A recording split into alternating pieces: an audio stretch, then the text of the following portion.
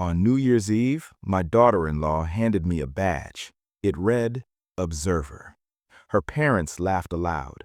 My son smirked and said, "Food is for family, no chair for me," as if I were the help. That was the instant I decided I wouldn't tolerate it for another second. Quickly, comment below where you're watching from. I need to know this story reaches people who know what it's like to feel invisible in your own life. The security guard at the front desk didn't recognize me. I stood in the lobby of my son's company, the company I'd funded with every dollar I had, while a young kid, old enough to be my grandson, scrolled on a tablet, frowning at the guest list. The glass walls reflected the party already happening on the third floor. Champagne, laughter, the hum of success I'd paid for. Name again? Sir Thomas Mitchell? I kept my voice calm, patient, the way you do after 40 years as an engineer solving problems requiring precision, not emotion. He scrolled, frowned deeper. "I see you on the list, but let me call upstairs." I waited. Through the glass elevator shaft, I could see people moving on the third floor, suits and cocktail dresses, a banner reading Tech Fund Solutions, celebrating 5 years of innovation. 5 years since I wrote the check that made all of this possible. The guard hung up. "Someone's coming down with your credentials, Mr. Mitchell." Not my son. That would have been too much to ask on New Year's Eve. A young woman stepped out of the elevator, early 20s, probably an intern, wearing a lanyard that read Event Staff. She walked toward me with an apologetic smile, the kind people use when delivering bad news on someone else's behalf. "Mr. Mitchell, hi, I'm Kayla. Brian asked me to bring this down." She held out a plastic badge on a cheap lanyard, nothing like the elegant ones I'd seen on the VCs in Brian's photos, just a plain white rectangle with black text, Observer. I stared at it. The word felt clinical, cold. Observer. Not founder, not investor, not even guest of honor. "Brian apologizes he couldn't come down himself," Kayla continued. "Jessica wanted me to make sure you got checked in. The party's already started upstairs." Jessica, my daughter-in-law, the woman reshaping my son's life and mine for the past 5 years. I clipped the badge to my jacket. "Thank you, Kayla." The third floor opened into an open office transformed for the evening. String lights, ice sculptures, waiters in bow ties carrying trays of hors d'oeuvres that probably cost more per bite than the lunches I used to pack. 150 people celebrating. I found the seating chart on an easel near the entrance, elegant calligraphy on cream cardstock. Founding team table. Brian Mitchell, Jessica Brown, Mitchell, Marcus Smith, Sarah Jenkins, David Reed, Amanda Foster. I scanned down past the board members, past the senior staff, all the way to the bottom. General guests, standing reception area, Thomas Mitchell. I pulled out my phone and took a picture. Evidence. The engineer in me still kept records. Across the room, a stage had been set up near floor-to-ceiling windows overlooking the San Francisco skyline. My son stood there in a tailored suit, microphone in hand, Jessica beside him, radiant in a dress that probably cost what I used to make in a month. "Thank you all for being here tonight," Brian's voice boomed. 5 years ago, Tech Fund Solutions was just an idea, a dream most said would never work. We built this company from nothing, with my wife's vision, our incredible team, and the trust of investors who believed in us when no one else would. From nothing. I looked down at the plastic champagne cup a waiter had handed me at the founding team table 15 feet away. Crystal flutes reflected 5 years of growth. Brian raised his glass. "To the Series A funding that will take us to the next level. Happy New Year, everyone." The room erupted in applause. Crystal glasses clinked. I set my plastic cup down and pulled out my phone, scrolling through 5 years of messages with Brian, backward through the growing silence, increasing gaps between replies, all the way to the very first message, the message that started everything. 5 years ago, my son called at 2 a.m. He was crying. I'd been awake already. Sleep hadn't come easily since Susan died 6 months earlier. The house in Portland felt too big with just me in it. 40 years of marriage echoing in empty rooms. Her reading glasses still on the nightstand. When my phone lit up with Brian's name, my first thought was, accident? Hospital? The kind of call every parent dreads. "Dad?" His voice cracked. "I don't know what to do." "What happened? Are you hurt?" "Everything's falling apart. Jessica's pregnant. We got an eviction notice. I pitched the startup to 12 investors, and they all said no. Nothing. No job, no prospects, no way to take care of my family." I walked to the window. Portland at 2 a.m. Quiet streets, rain on glass. "You're not a failure." "I've got a plan, Dad. A real one. The technology works. I just need capital to prove it, but no one will take a chance on me." I pressed my hand against the cold window, thought of Susan. "Family takes care of family," she used to tell the kids. "We show up for each other no matter what." "How much do you need?" Brian went quiet. $850,000. That's what I need to get this off the ground. "But Dad, that's your retirement. I can't." "Let me think." I hung up, stood in the dark living room, our living room, the couch Susan picked, the bookshelf we built together.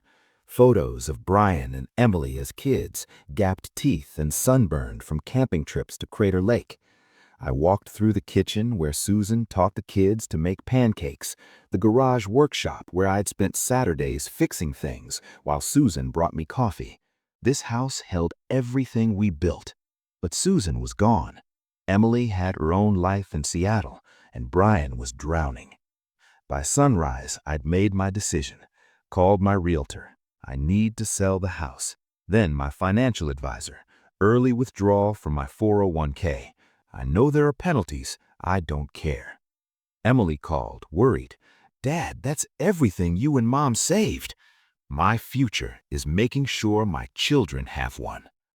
2 weeks later, I sat across from Brian and Jessica in their cramped Mission District apartment. Cardboard boxes in corners, a crib in pieces against the wall. I slid the papers across their scratched coffee table. $850,000. $570 from the house sale, $280 from my retirement. I take 40% equity. My name goes on the founding documents as co-founder. Brian stared at the papers, then at me. "Dad, I can't. You're letting me do anything." "This is an investment. We're partners." He stood up, hugged me hard. "I swear, Dad, I'll never forget what you're doing for me." Jessica stood, extended her hand across the table. Firm grip, professional. Her eyes scanned the number 850,000 before finding Brian's face. I should have noticed that, the way she looked at the money first. The handshake felt less like gratitude and more like closing a deal. But I was watching my son, watching him wipe tears from his eyes, watching him believe in himself again. I thought I was saving him, thought I was doing what Susan would have wanted. I didn't know I was buying my way out of my own son's life. The first year, I thought I was part of something. Early meetings in the cramped Soma office, 6 desks, whiteboards covering every wall, burnt coffee, ambition. I showed up twice a week, offering my perspective. 40 years of engineering experience solving problems 20-somethings hadn't seen. "Your insights are invaluable, Dad," Brian told the team after I suggested a workaround for a scaling problem. Developers nodded, took notes, made me feel like I belonged. I should have known better. Should have seen the shelf life of being needed. By month 3, I'd sold the Portland house, less than market value to close fast. Moved into a 400-square-foot Oakland studio, Murphy bed, kitchenette with 2 burners. "To be closer," I told Emily when she video called from Seattle, concern on her face. "The company needs me nearby. Does he?" She asked gently. "Dad, you sold Mom's home for a startup that might not make it." "It'll make it. I'll make sure it does." She sighed. "Just be careful. I love Brian, but Jessica, something feels off. She's ambitious, not bad, but..." By month 8, meeting invitations came late or not at all. Jessica scheduled sessions Tuesday mornings when I volunteered at the Veterans Center, then emailed bullet point summaries afterward, no context. "Just keeping you in the loop, Thomas," she wrote. Never Tom, always formal, distant. I mentioned it to Brian over coffee. Dad, Jessica's trying to keep things efficient. Not everyone can be in every meeting. That's not how startups scale. I'm not everyone. I'm a co-founder. You're an investor. Words came fast, automatic, rehearsed. Brian, my name is on the founding documents. Right, of course. I just meant, let us run the company. Trust us. I dropped it, told myself it was stress, growing pains. By month 12, the company threw a modest holiday party, catered, beer and wine, 30 employees, young, excited. Jessica worked the room like a politician, introducing people to Brian. This is Brian Mitchell, our founder and CEO, then the others. When someone asked who I was, Jessica smiled. Thomas, Brian's father, early investor, supportive. Not co-founder, not partner, just Brian's father. Later, getting my coat from the back office, I heard Jessica on the phone. No, it's working well. Silent partner situation. He funded everything but doesn't interfere with operations. Best of both worlds. Silent partner. I stood there, coat in hands, those words echoing. I never agreed to be silent, never signed away my voice.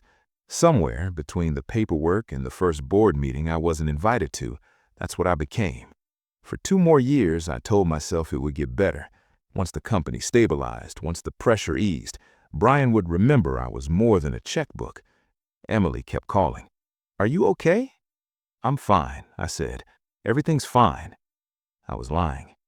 I found the documents by accident. Or maybe Jessica wanted me to find them. It was April, 8 months before this New Year's Eve party. I drove up to visit the grandkids at Brian and Jessica's condo in Noy Valley. Saturday afternoon, Brian at the office. Jessica texted asking if I could watch the kids while she ran errands. The boys were 4 and 6, good kids. We built a tower from blocks in the living room while cartoons played. When the younger one spilled juice on the rug, I went to the kitchen for paper towels. That's when I saw it. Jessica's laptop, left open, screen still lit. I wasn't snooping, but my eyes caught the document title, Series A Dilution Strategy, Confidential. My name was in the first paragraph. I set the paper towels down, glanced toward the living room. The kids were laughing. I looked back and began reading. Tech Fund Solutions would raise $5 million in Series A funding. To accommodate new investors, the company would issue new shares. Standard practice, yes, but the dilution wasn't standard. Brian and Jessica's stake would drop from 60% to 48%. They'd still control the company. My 40% would drop to 12%. At the bottom, a section labeled Minority Buyout Option. They'd offered to purchase my remaining 12% for $180,000. I had given them $850,000. 4 years later, they wanted to buy me out for $180,000. I pulled out my phone, took a photo of the screen, then another of the next page. Series A closing scheduled for January. The New Year's Eve party was the announcement. I heard Jessica's car in the driveway. I moved fast, wiped the juice stain, closed the laptop. By the time Jessica walked in with grocery bags, I was on the floor building another tower. How were they? She asked. Perfect. We had a good time, I said. She smiled. Thanks, Thomas. I left 20 minutes later. The drive back to Oakland took 40 minutes. Didn't turn on the radio. Didn't think about anything except that number. 12%. $180,000. Back in my studio, I sat on the Murphy bed and called Emily. Dad, what's wrong? I told her, explained the document, the dilution, the buyout offer. Dad, that's theft, she said after a pause. It's legal theft. You gave them everything. There has to be something in the founding agreement, protections. Check, and call a lawyer. I'm texting you a name now. Robert Williams, specializes in startup equity disputes. Call him Monday. I promise. After we hung up, I walked to the closet, pulled out the gray filing cabinet from Portland. Susan used to tease me about keeping everything, every receipt, every appliance manual. You never know when you'll need something, I told her. I opened the top drawer. Inside were hanging files, labeled and organized by date. Every Tech Fund Solutions document, original term sheet, operating agreement, every email, every text about money and strategy decisions. Decades in precision work had taught me this. You build something, You keep the blueprints, track every measurement, every specification. One day, you might need to know exactly where the weak points are. I didn't confront Brian, not yet. There's a time for reaction and a time for strategy. This wasn't the moment to show my hand. I knew how things were built, which meant I knew how to take them apart piece by piece, methodically, until nothing could be salvaged. I became what Jessica wanted, silent, watching, waiting. June came. I still showed up at the office once a week, Tuesdays, walking through the space that had grown from 6 desks to 40. New faces everywhere. None of them knew who I was. I sat near the coffee maker, pretending to work. Really, I was just present, refusing to disappear. One Tuesday, I overheard Jessica talking to a new hire by the printer. "Who's that?" the kid asked, nodding at me. Jessica glanced over, smiled. "Oh, that's Thomas, Brian's father, early investor, supportive. Not co-founder, not partner, just Brian's father." Later, getting my coat from the back office, I heard Jessica on the phone. "No, it's working well. Silent partner situation. He funded everything but doesn't interfere with operations. Best of both worlds.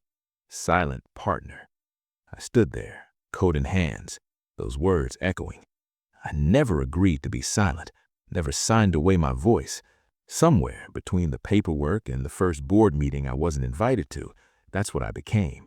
For 2 more years, I told myself it would get better. Once the company stabilized, once the pressure eased, Brian would remember I was more than a checkbook. Emily kept calling. "Are you okay?" "I'm fine," I said. "Everything's fine." I was lying. I found the documents by accident. Or maybe Jessica wanted me to find them. It was April, 8 months before this New Year's Eve party. I drove up to visit the grandkids at Brian and Jessica's condo in Noy Valley, Saturday afternoon. Brian at the office, Jessica texted asking if I could watch the kids while she ran errands. The boys were 4 and 6, good kids. We built a tower from blocks in the living room while cartoons played. When the younger one spilled juice on the rug, I went to the kitchen for paper towels. That's when I saw it. Jessica's laptop, left open, screen still lit. I wasn't snooping, but my eyes caught the document title, Series A Dilution Strategy, Confidential. My name was in the first paragraph. I set the paper towels down, glanced toward the living room. The kids were laughing. I looked back and began reading. Tech Fund Solutions would raise $5 million in Series A funding. To accommodate new investors, the company would issue new shares. Standard practice, yes, but the dilution wasn't standard. Brian and Jessica's stake would drop from 60% to 48%. They'd still control the company. My 40% would drop to 12%. At the bottom, a section labeled Minority Buyout Option. They'd offered to purchase my remaining 12% for $180,000. I had given them $850,000. 4 years later, they wanted to buy me out for $180,000? I pulled out my phone, took a photo of the screen, then another of the next page. Series A closing scheduled for January. The New Year's Eve party was the announcement. I heard Jessica's car in the driveway. I moved fast, wiped the juice stain, closed the laptop. By the time Jessica walked in with grocery bags, I was on the floor building another tower. "How were they?" she asked. "Perfect. We had a good time," I said. She smiled. "Thanks, Thomas." I left 20 minutes later. The drive back to Oakland took 40 minutes. I didn't turn on the radio, didn't think about anything except that number, 12%, $180,000. Back in my studio, I sat on the Murphy bed and called Emily. "Dad, what's wrong?" I told her, explained the document, the dilution, the buyout offer. "Dad, that's theft," she said after a pause. "It's legal theft. You gave them everything. There has to be something in the founding agreement, protections. Check and call a lawyer. I'm texting you a name now. Robert Williams, specializes in startup equity disputes. Call him Monday. I promise." After we hung up, I walked to the closet, pulled out the gray filing cabinet from Portland. Susan used to tease me about keeping everything, every receipt, every appliance manual. "You never know when you'll need something," I told her. I opened the top drawer. Inside were hanging files, labeled and organized by date. Every Tech Fund Solutions document, original term sheet, operating agreement, every email, every text about money and strategy decisions. Decades in precision work had taught me this: you build something, you keep the blueprints, track every measurement, every specification. One day, you might need to know exactly where the weak points are. I didn't confront Brian, not yet. There's a time for reaction and a time for strategy. This wasn't the moment to show my hand. I knew how things were built, which meant I knew how to take them apart, piece by piece, methodically, until nothing could be salvaged. I became what Jessica wanted: silent, watching, waiting. June came. I still showed up at the office once a week, Tuesdays, walking through the space that had grown from 6 desks to 40. New faces everywhere. None of them knew who I was. I sat near the coffee maker, pretending to work. Really, I was just present, refusing to disappear. One Tuesday, I overheard Jessica talking to a new hire by the printer. "Who's that?" the kid asked, nodding at me. Jessica glanced over, smiled. "Oh, that's Thomas, Brian's dad. He likes to feel involved." "Sweet, really?" I kept my eyes on my screen, but made a note on my phone. June 14th. Jessica tells employee I like to feel involved. Condescending, dismissive documentation. Robert Williams had told me, document everything. Dates, times, witnesses. Build the case brick by brick. August brought the summer party, a rented space in Mission Bay. Catered barbecue, kegs of craft beer. I found out the day before when Emily called. Brian's summer party, he posted about it. I checked my email, nothing. Found the invitation on Slack, buried in a channel I didn't follow. Posted 3 weeks earlier. I went anyway, stood near the food table, watched the team play cornhole, laugh at inside jokes I didn't understand. Picnic tables under a tent, every seat taken. I ate my burger standing. Jessica saw me, waved, didn't come over. Brian saw me too. "Dad didn't know you were coming. It was on Slack." "Oh, right. Glad you made it." He squeezed my shoulder, moved on. I stayed an hour, took photos of the crowd, the tables with no space for me. Then I left. September, I met Robert Williams at a coffee shop in Jack London Square. Once a month, we went over everything. He took notes, asked questions, nodded at my folders. "Your documentation is excellent," he said during our 3rd meeting. "The founding agreement has clauses they're violating, exclusion from material decisions. You have leverage." "When do we use it?" I asked. "When they make their move," he said. "They'll announce the Series A at some point, make a big show of it. That's when you act. Let them commit fully before you pull the thread. If they try to close before you respond, they can't. Not with your signature as a 40% shareholder. They need you, even if they've forgotten that." I pulled home feeling clarity, something I hadn't felt in months. Not hope, but clarity. November, Brian called, awkward, halting. "Hey, Dad, about New Year's Eve. We're doing the company party. Pretty formal, mostly investors and leadership. You'll get an invitation, but wanted to give you a heads up. Kind of a big deal." "Sounds nice." "Yeah, just so you're not surprised by the vibe. Corporate, professional." "I understand. I'll be there." "Cool. Okay, good." He sounded relieved. The invitation came 2 weeks later. Not from Brian, from Jessica's assistant. A mass email to 75 recipients. Subject: Tech Fund Solutions New Year's Eve celebration. General admission.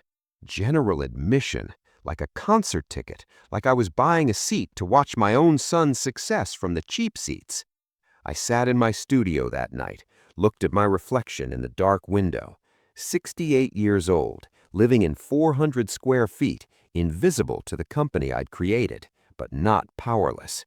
On the wall, I'd pinned a timeline, every document, every slight, every broken promise, a web of evidence. Thomas Williams' words echoed, "When they make their move at New Year's, you make yours." I opened my laptop, found the draft email Williams and I had worked on for 3 months, read it one more time. 8 more weeks until New Year's Eve. 8 more weeks until they'd learn what happens when you make an engineer invisible. I arrived at 10 p.m., 2 hours early. I wanted to see how they'd built my eraser. I had imagined this night 100 times, but now I saw it through different eyes, not as a hurt father, but as an engineer about to dismantle a machine. The third-floor office was empty, only caterers adjusting centerpieces. Floor-to-ceiling windows reflected the San Francisco skyline. String lights cast everything in gold. I walked slowly, letting myself notice things I'd tried not to see. The company name on the wall, Tech Fund Solutions, in brushed metal letters. I suggested that name 4 years ago. Now it belonged to them. The product display near the entrance, the pivot that made it work, came from my conversation with Brian about user retention, drawn on a diner napkin. Now their success story. My money had bought it all. My name appeared nowhere. I pulled out my phone, photographed everything, then walked to the seating chart. Founding team table. Brian, Jessica, the VCs. 10 seats. Crystal glasses already poured. General guests, standing reception. My name buried among 40 others. Photographed it twice. Evidence. People arrived around 11. VCs first, then executives, employees, dressed like for a wedding. I stayed near the windows, watched them not see me. At 11:30, Brian took the stage. "Thank you all for being here," he said. 5 years ago, Tech Fund Solutions was just an idea, a dream most said would never work. We built this company from nothing, from a vision my wife believed in, from the dedication of this incredible team, from the trust of investors who saw our potential, from nothing. I looked at my plastic cup at the founding team table. Crystal flutes caught the light. Brian continued, "To everyone who made this possible, to our team, investors, partners, 5 years of growth, and to Series A funding that will take us to the next level. We couldn't have done this without you." Applause, champagne corks, laughter. I set my cup down, opened my email drafts. "Excuse me." Jessica stood, champagne flute in hand, professional smile. "Thomas, could you help with the champagne tower? We need someone tall to reach the top tier." She said it like asking a hotel employee for towels. I looked past her at the tower and staff in black vests waiting. "Actually," I said, "I'm about to send an important email. You'll want to read it." Her smile faltered. "What?" The DJ's voice boomed. "Ladies and gentlemen, 10 minutes to midnight." The crowd shifted to the bar. I unlocked my phone, found the draft. Founder Rights Activation and Equity Protection Notice. Recipients: Brian, Jessica, board members, all VCs, company attorney, CC Robert Williams. My thumb hovered over send. 10 minutes to midnight. 10 minutes until they would announce Series A and erase me. Jessica still stood, confusion replacing her smile. "Thomas, what email?" Across the room, Brian laughed with Marcus Smith, playing Successful Founder. The DJ started countdown music. 9 minutes, everyone. My thumb moved to send. I pressed send at 11:59:47 p.m., 13 seconds before the new year.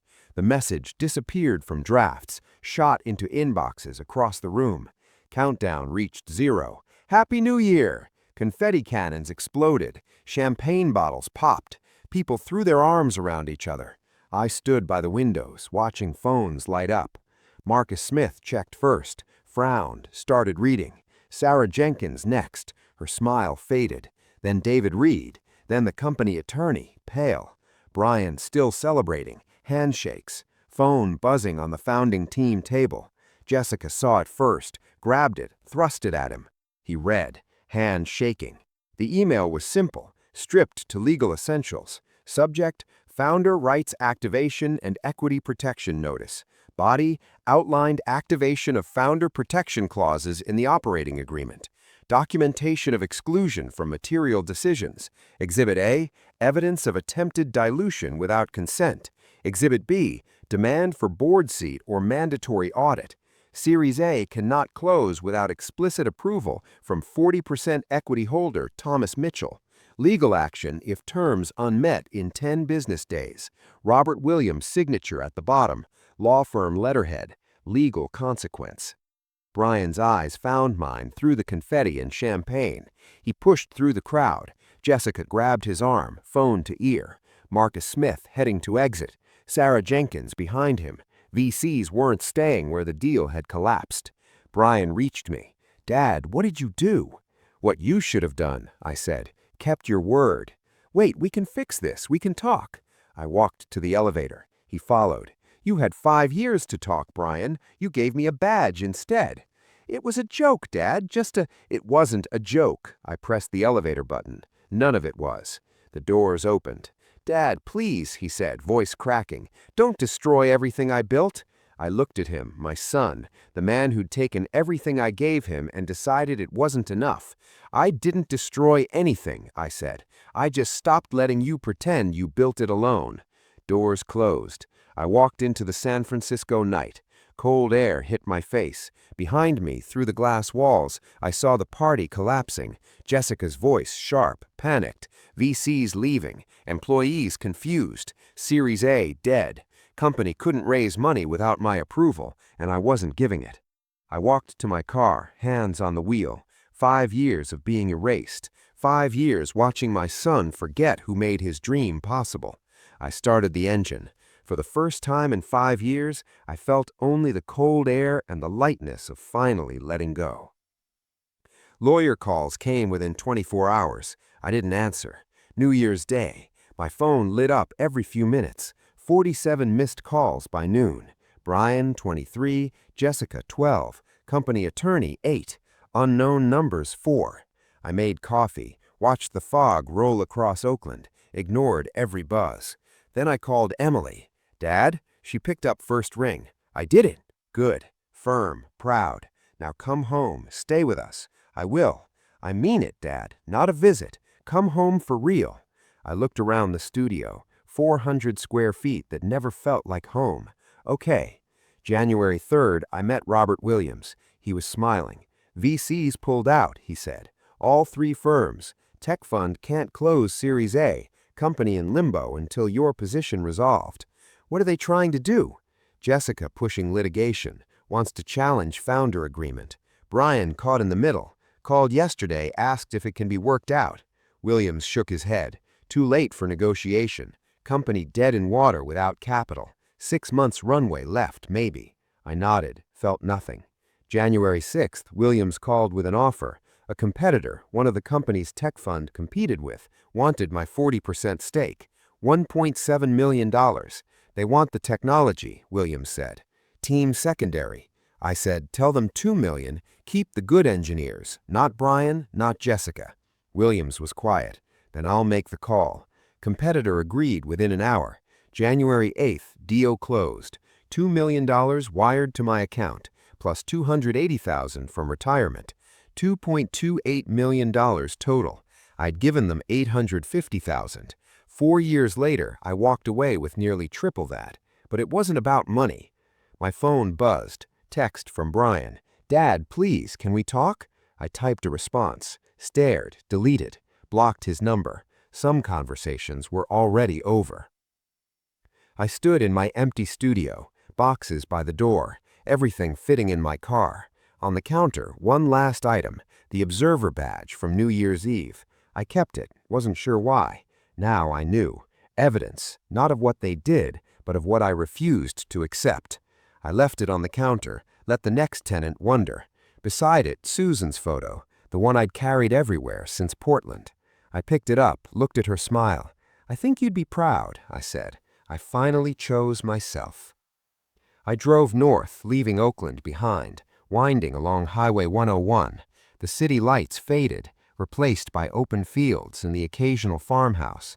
The car hummed beneath me, steady, predictable. For once, everything in my life felt simple. The road, the horizon, the music low, the seat warm. I didn't check my phone. Nothing mattered outside the windshield. By late afternoon, I reached the small coastal town Emily had chosen for me, Bodega Bay.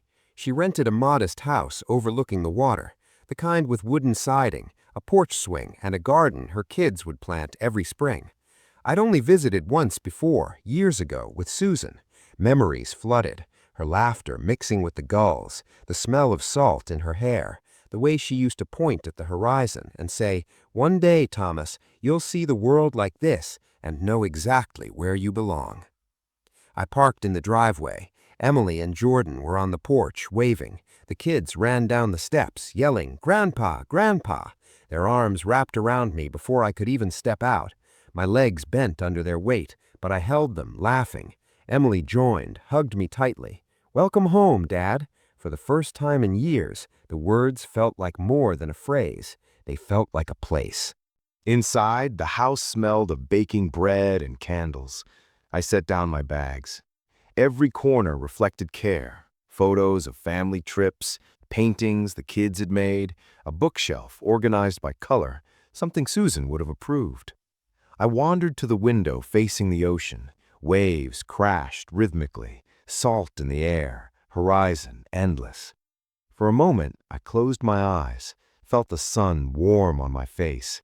No tech fun, no Brian, no lawsuits, no betrayals. Just the sound of water and the weight lifting off my shoulders. That night, we ate dinner together. Jordan made lasagna. The kids recounted their day at school. Emily poured wine, toasted my arrival. "To Dad," she said. "Finally, really home." I smiled, clinked my glass.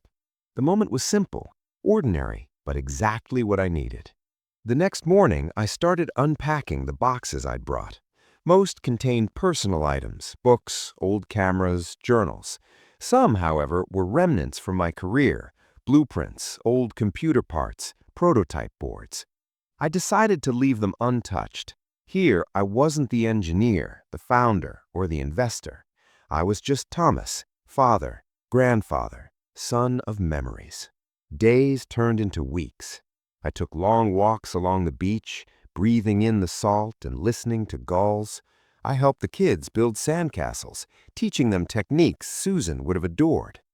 Emily and I spent evenings in the kitchen, baking bread, laughing over minor disasters like collapsed loaves or burned cookies. It was quiet, consistent, healing. Occasionally, my phone buzzed. Brian's name. Emails from lawyers I didn't open. Articles about tech fund solutions collapse after the Series A failure. I didn't read them. They existed, but they didn't touch me. The company had been a part of my life, yes, but now it belonged to the past. I was present in this new chapter, and it was enough. One morning, I sat on the porch, journal in hand. I wrote about every detail of the last 5 years, the founding, the betrayal, the discovery of the dilution document, the preparation, the New Year's Eve activation, the Series A collapse, the final payout. Writing it down made it real, gave it shape outside my memory. I wrote without judgment, without anger, just the facts. Emily joined me with coffee. "Still writing?" she asked. "Just getting it out of my head," I said. "All the loose ends, the what-ifs, the whys." She nodded, set her cup down. "You don't need to carry it anymore. You did what you had to do. It's over." I smiled. She was right. By February, I began helping Emily and the kids with the garden. We planted tomatoes, carrots, and sunflowers. Every morning, I watered the plants, checked the soil, taught the kids about sunlight and growth. It felt like a metaphor for my life. Careful attention, patience, consistency. Slowly, everything I had lost, everything I had fought for, didn't matter as much as what I could nurture now. March brought rainstorms. We stayed indoors, reading, playing board games, baking more bread. One evening, after the kids were asleep, Emily and I sat by the fireplace. She handed me a photo album. Inside were pictures I hadn't seen in years. Susan, the kids as infants, family vacations. I turned each page slowly, memories washing over me. "Dad," Emily said softly, "I'm glad you're here. I mean it. You're finally home. You deserved this peace." I nodded, feeling a weight lift. "I think I finally understand what you always told me. Happiness isn't in what you build or what you own. It's in the life you choose to live and the people you choose to be with." April came with warmer weather. The kids' laughter filled the garden, their small hands digging in the soil. I taught them how to read the clouds, predict rain, and care for plants. I told them stories about their mom, about Susan, about the mistakes their grandfather made and how he learned from them.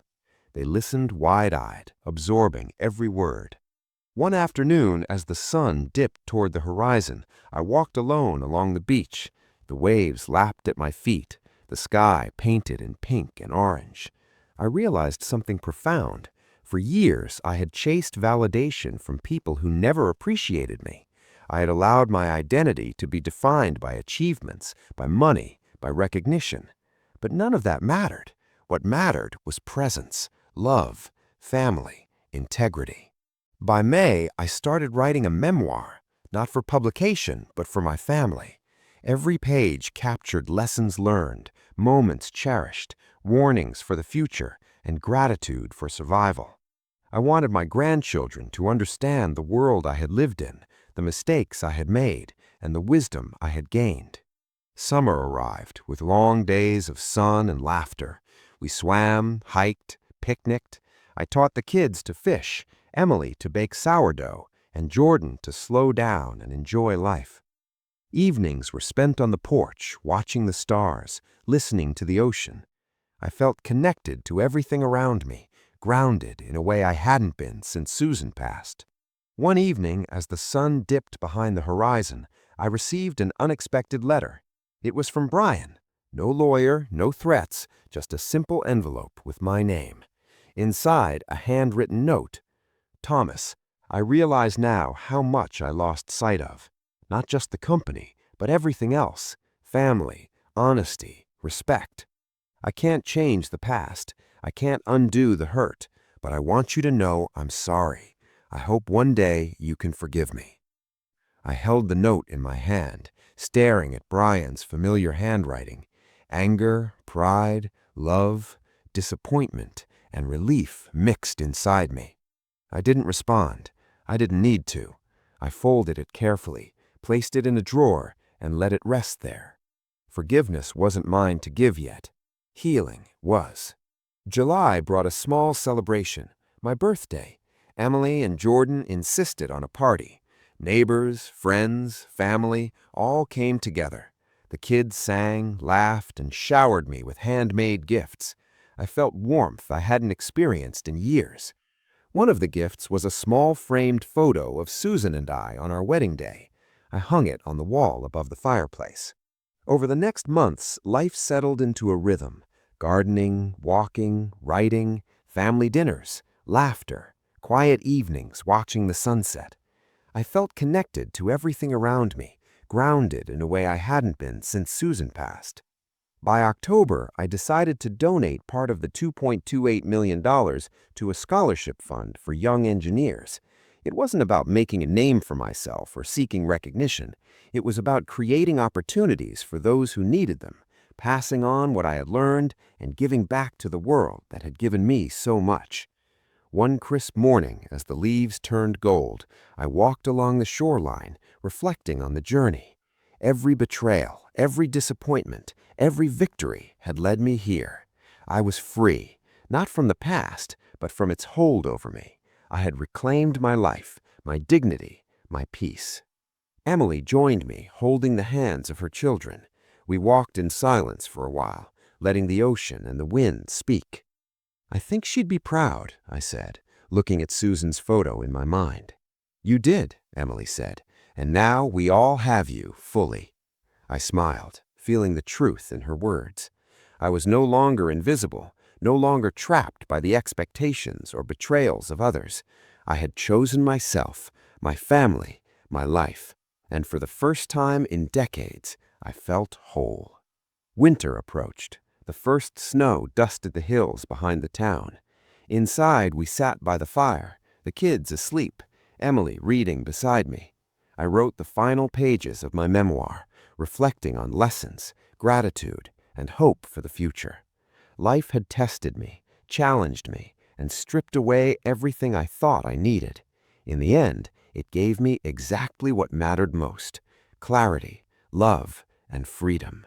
As I closed the journal, I looked out at the ocean, waves rolling endlessly toward the shore.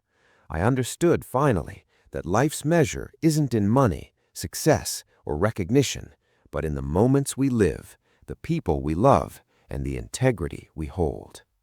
I turned off the lamp, listened to the sound of the ocean through the open window, and for the first time in years, I felt entirely at home.